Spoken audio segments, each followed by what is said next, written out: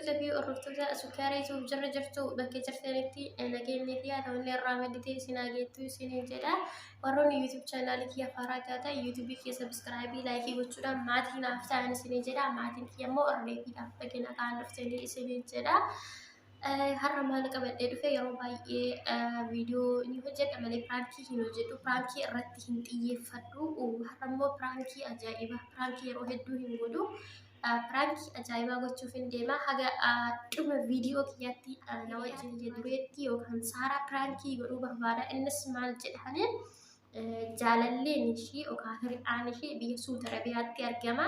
Hiriyaan ishii biyya Suudi Arabiyaatti argamu kana yeroo baay'ee mana hidhaa Suudii mana warri Suudii keessa hojjetan yeroo baay'ee hin hidhamanii ni dararamanii ni rakkatanii jechuudha. Saniif iyyuu jaalalleen kee kuni har'a qabamee mana hidhaa seenee mana hidhaa har'a suphee qabamee seenee yoo doolaara 500 kaffaltee mana hidhaa kanaa bahuu ni dandeetta jedhaniini garuu immoo doolaara 500 kana inni kaffaluu hin dandeenye waan ta'eef doolaara 500 kana akka kaffaltuuf barbaada jedhanii so ganama sirriitti dawwalaa ture silkiin ishii immoo ganama cufaa ture waan ta'eef niin beekachuudhaanu.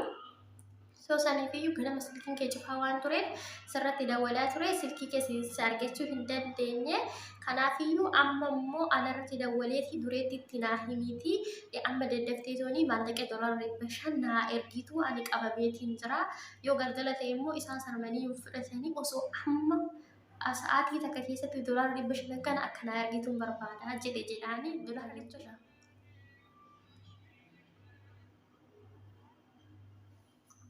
Hello. Akkam jirta dureetti?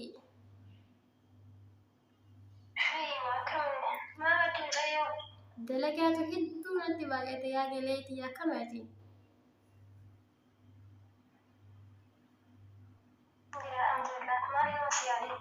Wallahi anillee hedduu takkisi yaada garuu dalagaan biizii waan ta'uuf si dubbisuuf yeroo hin argame beektaa sanumaaf hin badee akkam jirta ati dalagaan akkami?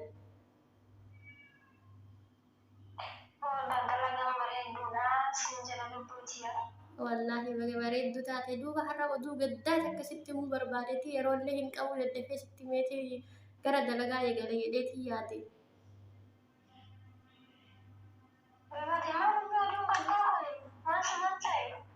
Wayne dureetii akkamitti akkan sitti himus hin beeku baay'ee takka nama rakkisaa namaati jaalattuu fi namaati bakka guddaa qabdutu har'a rakkoo takka keessa seenee akkuma beekamu hiriyaan kee Suudi Arabiyaa jiru Siraajoon har'a rakkoo guddaa takka keessa seenee beektaa?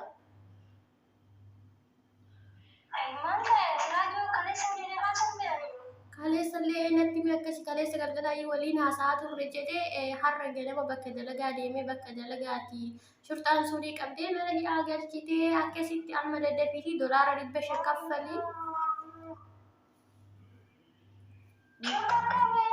Shurxaan kana kiloo akkanatti amma gubadhee aaree jennaan sii dawwal silkiin kee immoo dalaguu fiti ganama sii dawwalaa ture.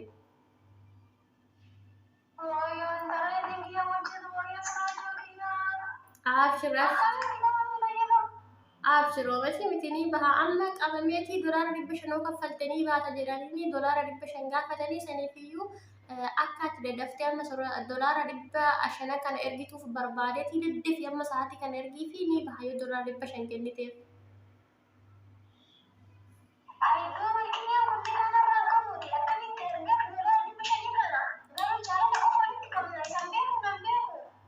Dureetti akkana hin jedhin mucaa kana ni jaalattamu hin jaallatu jaalala dhugaa ni jaalatta ani hin beeka ni jaalattame.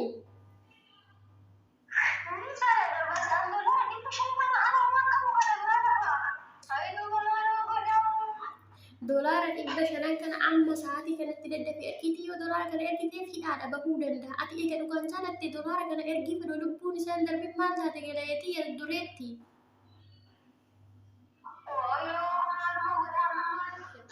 Lubbuuti yaa hundi nuuni dabartu waan ta'eef wanti hundumtuu guyyaa qaba.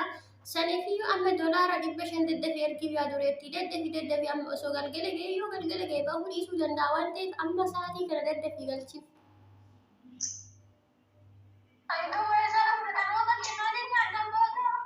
Inshallah rabbuma beeka isaafis rabbi beeka siifis rabbi beeka waan ta'eef ni argatta lubbuu isaa baraare jaalala isaa waan qabduuf lubbuu isaa baraare dureetti maaf akkas jetta duraan okkee jettee jaalattee waliin jiraatte har'a maaf birriitti isa giddarachuu dadhabda rakkoo sana keessa baasi.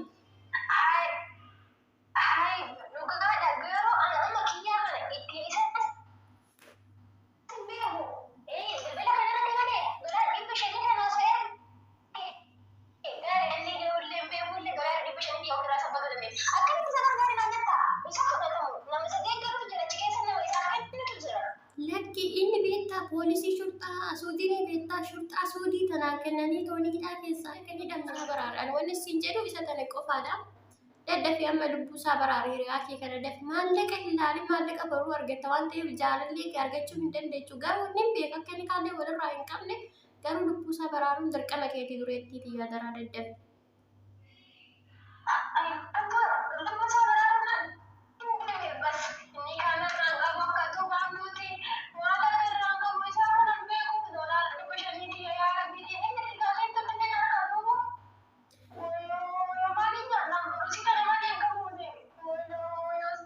Beeka garuu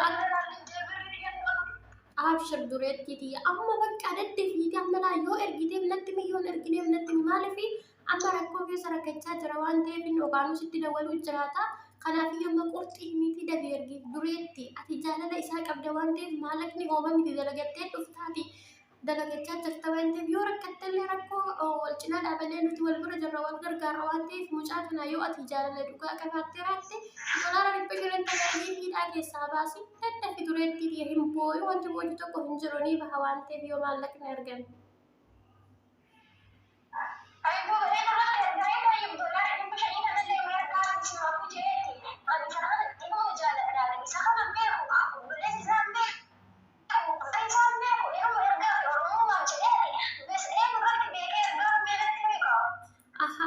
Garuu ati maallaqa kennuu ni dandeetta kaanii akka rakkoo hin qabu anuyyuu dhufeetiin sirraa fudhatee erguufiin hin dandaati ati doolaara 500 kan argitan jalaan hin kennitaafi.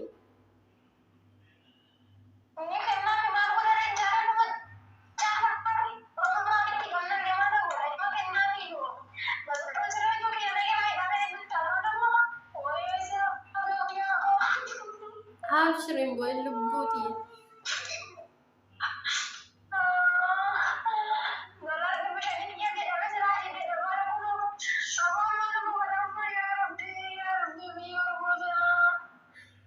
Waliin jirra waan ta'eef kan boruu rakkoo hin qabu jaarsa kee kana birrii kana argiifiti lubbuu isaa baraarisuu jedhe.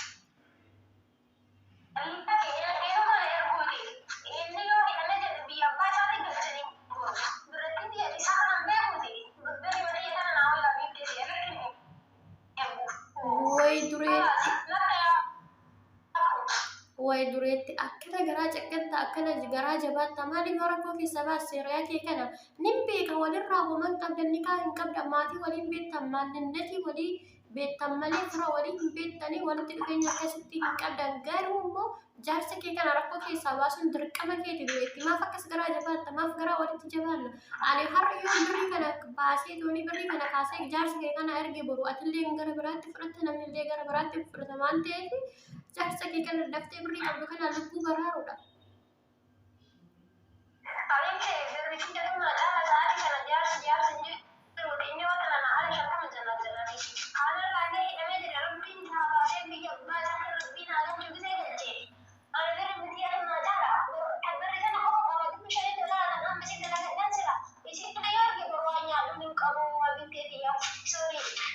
Kanaafuu erguuf hin dandeettu qaama.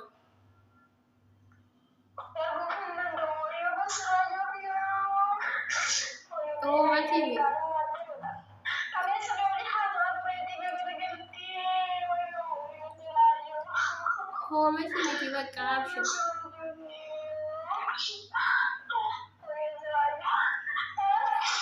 Abshir bakka lubbuudhaan hin baha waan ta'eef homtuu irra hin gahu bakka rakkoo hin qabu amma itti dawwaleetiin itti himaa si erguu hin dandeechu yoo rabbiin si baasee si baasa yookaan immoo wanti si goonu hin jiru jedhaanii bakka dhiisika waan godhan yaanillee qabaadhee toonii hin erguuf osoo qabaadhee hin ergaaf atillee garaa jabaatte wanti godhu hin jiru bakka rabbi isaa baasu jettee jedhaniitu man dawwalaaf malee maal godhare.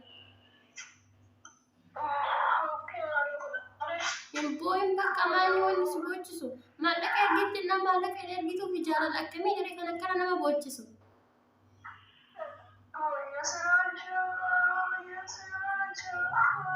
Gelaetiya. Siraajoo jechuun maallaqa yoo gargaaranii tolee rakkoo keessa baasanii afaan nama siraajoo jedhamtu akka ba'aa hin qabu.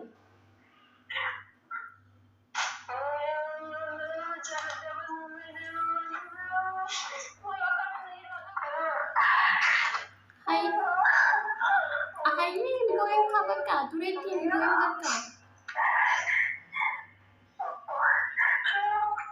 Himboin bakka.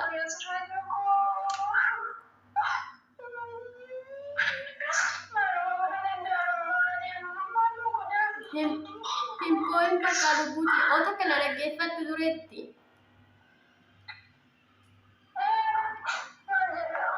Piraantii taatee jirta bakka piraantii taatee jirta siraajoon illee hin hidhamne homtuu mantaane piraantii taate.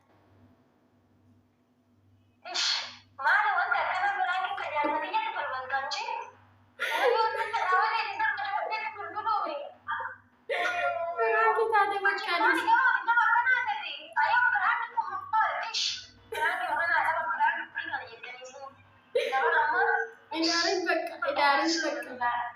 Inaarin bakka biraantii taatee jirta yuutuubii irratti sagalee kee waraabeetiin jira. Gama yuutuubiitti poosti godhaa piraantii taatee jirta si jedha dureetti hordoftoota kiyya nagaa gaafadhu.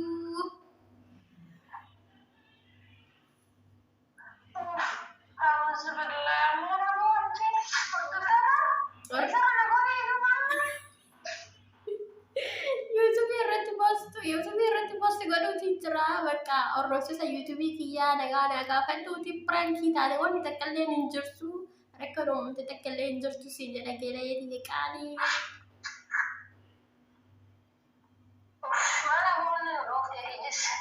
Awwaarri fakkii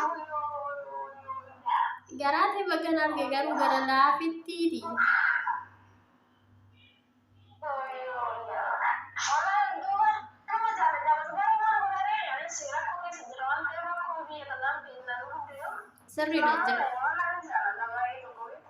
Sirriidha jireenyi biyya tanaa akkuma beeknutti hundi kennanii jirraa sanii fi dhugaa jettee yaada gaariidha garuu hoggala toomisiin jedha hordoftoota kiyya naasan lamika.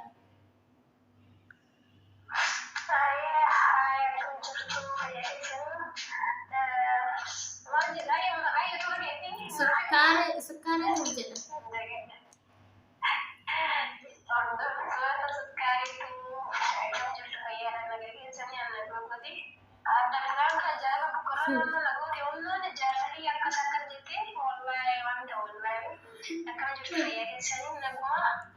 Akkasii dureettii biyyaa galatoomii galanni kee bilisummaa haa ta'u piraantii taatee jirta sagalee kee yookaan viidiyoo kee gama yuutuubiitti dhaqii dhaggeeffadhu sin jedha hordoftoota kiyya kiiloo dureettiin akka hiriyaashii jaalattuu fi jaalala dhugaa jaalattee akkatti bochuuf argitanii jirtanii isinis wal jaaladhaa jaalala dhugaa.